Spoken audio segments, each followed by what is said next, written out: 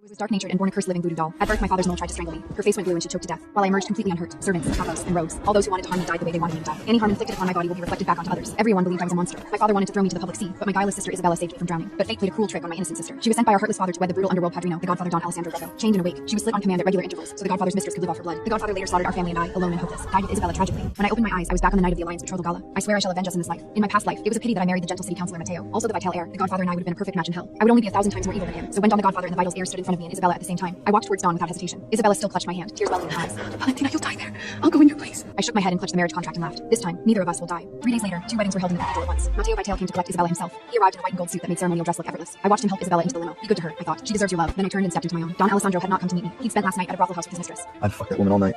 7 times. I needed to catch up on sleep. Just go have your wedding with it for now. Is the Patino really doing this? A bride from a minor family, bound to a dog. How fitting. If I were her, I'd hang myself. What's left to preserve? Senora, this is his most prized companion.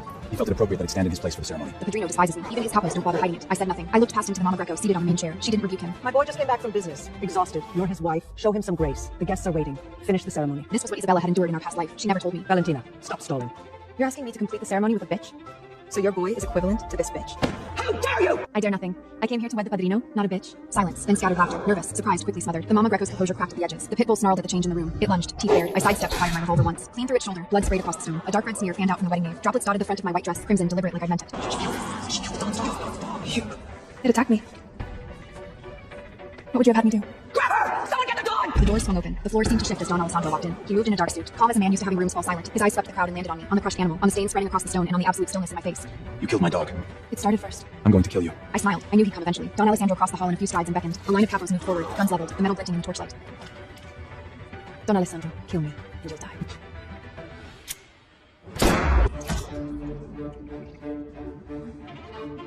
What did you do to me? Nothing. Remember, I was born evil and cursed. I am more monstrous than you. Any harm done to my body can be transferred to others. Don Alessandro signaled and his capos fell back. Guns lowered. The dog was just a dog. He said flat, voice calm. I won't hold it against you.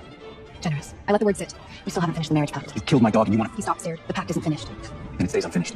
Be grateful I'm not having you tossed out. I smiled and turned to the crowd. My eyes landed on Il Medico Carlo by the bar pillar yawn, stuck in his white coat, watching like he hated every second. I walked to him. In the last life, it was him who cut Isabella open and kept her alive.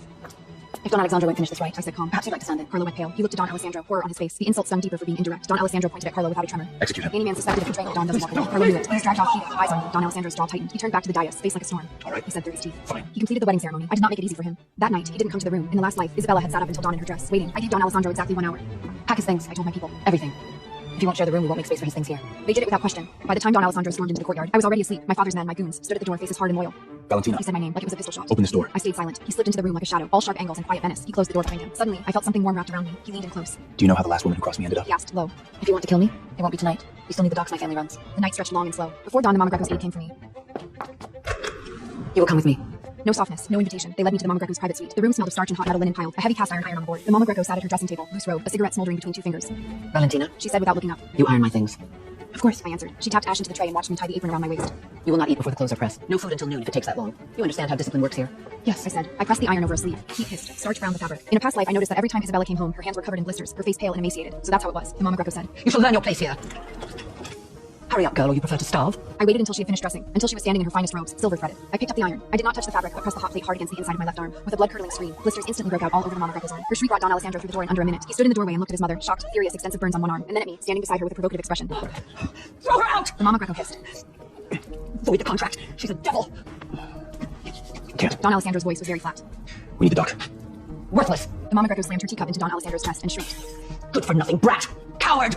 She was right. Don Alessandro had cut a deal with Don Vittorio Marconi, the most powerful boss on the coast. He needed the shipping lanes, open gates, and compliant nobles. My family held the eastern docks. His consigliere had made sure he understood that before the marriage contract was signed. In the last life, he broke my sister Isabella slowly and on purpose. Once he realized she carried no leverage, this time he knew exactly what he was getting. I made sure of it. I left the Mama Greco to her collapse and walked beside Don Alessandro into the cold corridor outside her suite. 3 days later was the customary return to my family's waterfront. Don Alessandro hadn't meant to come. He'd been spending his nights at a private flat in the lower town with his first woman, waiting for the right season to bring her to the compound and make her as his favorite mole. In the old life, he never returned to Isabella. She went alone. Her mother called her useless for failing to control her husband. Isabella stood with her eyes down and took every insult in silence. No one knew what she endured in those rooms. I found Don Alessandro before he could slip away and had my men escort him into the car. He did his best to keep his fury in check. Valentina, have I been too patient with you? If you don't show at my family's docks, it's my family who'll take the shame. That's not my problem. I've got business tonight. Of course, Julia's birthday. His secret lover. Then stay. And I'll make sure to have that whore killed before evening bells. You wouldn't. I held his gaze until he understood I was not performing. I didn't smile. Signora Giulia Lucio Ferro's girl, did you really think you could sweep her past the gates and call her a sweetheart? If I have her disappeared, your people will thank me for it. Don Alessandro went very still. He had not known I had gone that deep. A tainted lineage like Ferry's was trouble he could not afford right now. Lucio Ferry betrayed Don Vittorio Marconi and murdered his brother in a gunfight. Don Alessandro wouldn't step on another Don's toes. The air in the car dropped. Sit quiet. Come with me. And Julia lives another day. If you step out of this car, she's dead. Don Alessandro looked like he wanted to put his hands around mine. Viper.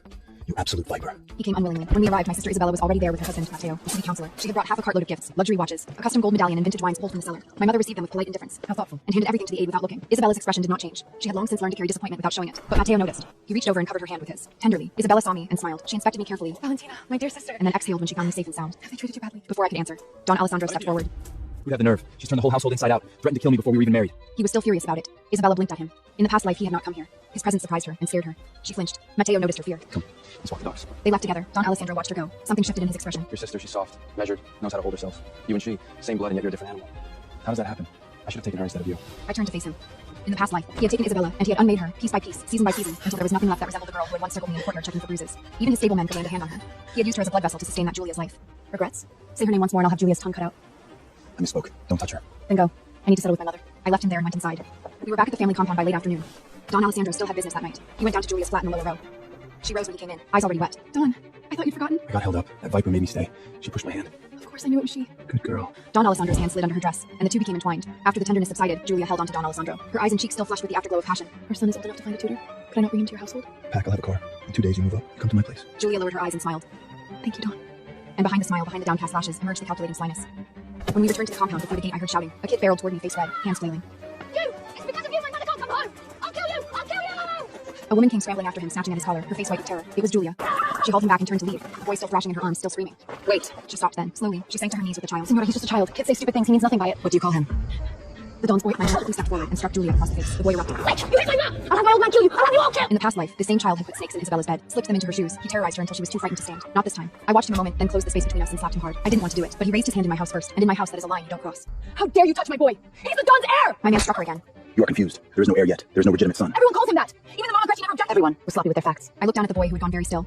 An heir is born of a wife and the Don. You are neither his wife nor officially recognized. Your boy is a bastard. Because he carries the Don's blood informally, he'll live in my wing, under my roof and my rules. She lunged at me, hands like claws. If you so much as lay a finger on my son, I'll kill you! In the scramble, she found my dagger. She grabbed it from my belt in the struggle. She forced it into her own right shoulder with a scream, blood gushing to make the scene convincing. By the time Don Alessandro crossed the courtyard, weapon in hand, Julia's face was already wet with tears. He had closed the distance in 4 long strides, gun leveled, jaw working with a look that emptied the air. The moment he saw her thrown into his arms, sobbing. Don! Pity flickered across his face. Then he looked up and his eyes cut to me, hard and furious. Valentina! He was furious. You touched Julia and my boy. Your boy charged at me in my own hall and threatened to kill my men. I taught him a lesson. That is my right. Apologize to my son. I almost laughed. He is your bastard son. No title, no standing, and no permission for me to walk around my courtyard as if he owned the place. He is only here because I allow it. And that woman, she deserves to die. In the past life, this Julia set a trap for my sister's staged wounds, cried for sympathy. It was only a superficial injury, but she bled Isabella while everyone looked away. Don Alessandro had let it happen. Don Alessandro. Julia caught his arm, her voice breaking on cue. Don Alessandro, please. She is the dama of the house. You can't. But I could tell she wasn't using much force. He shook her off easily and kept walking.